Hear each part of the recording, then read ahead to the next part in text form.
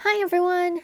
Today's content is a little bit different, but hopefully it'll be useful to a lot of you. I'm sure somewhere in your art journey there's been a time or two where you just don't know what to draw or paint. And you've already gone through all the images from your source of reference images. Well, you know what? I've been there too!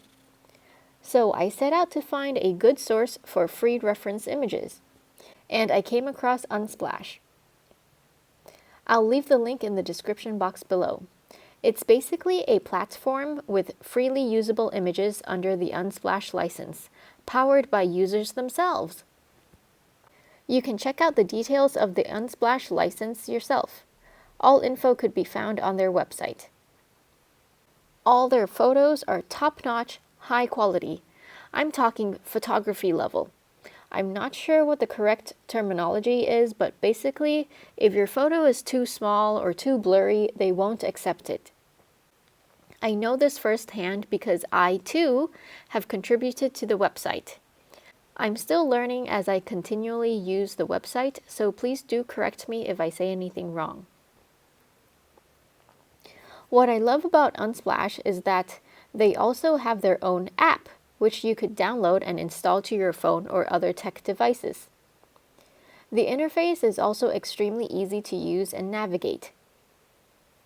I have my own profile, which I believe you're able to freely view as well. So under my Likes tab, I've saved some pictures to use for reference or inspiration in the future. And under the Photos tab is where all the photos I've uploaded go.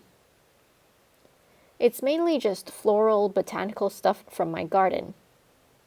If you use any of my pics for reference or inspiration, please do tag me. I mean, you don't have to, but I do want to see what you create. Another thing I love about Unsplash is that sometimes images are so high quality that I'm able to study a lot from just one image. For example, this image of the Magic Castle from Disney World in Florida. This image was uploaded by Kitera. I'm sorry if I'm pronouncing that wrong. I downloaded the photo, and because it's extremely high quality, I'm able to zoom in and study each part of the image. Like how I'm doing here, where I isolated a part of the image and just used that for reference. Okay, sorry, quick tangent. If you don't yet know already, I quite like architecture, especially pointy roofs, like these. I found this image through a Google search, but I can't find the corresponding names. I don't know what this language is either. If anyone knows where I could find the English version, please let me know. I'd really appreciate it. All this time, I've only been searching pointy roofs. Anyway, I've been using this app for a while now and just wanted to let you know about it. Maybe you'll be a user or a contributor, maybe both, why not? Well, that's all I have to share with you today.